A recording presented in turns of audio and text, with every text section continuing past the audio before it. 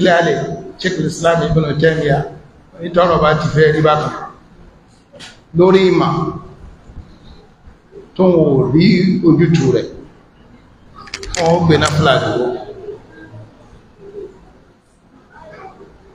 bàtọ́ ń bá fi gbé náà fúlàdì ró tó ń tí ọ̀pọ̀lọpọ̀ istighfar báyìí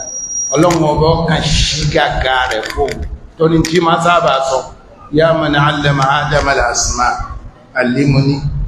ìwọ tó kọ́ Ádámù látara tí ọmọ kankan ọkọ̀ ní àwọn nǹkan tí ó mà lóríṣiríṣi kọ́ ìmìnà wáyà máa fahima Sulaiman ìwọ tó fi àgbọ́yé fún Nabiyullahi Sulaiman sallallahu nabiyina alayhi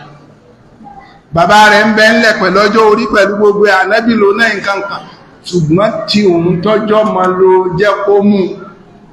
fọ́nì náà lágbọ́yé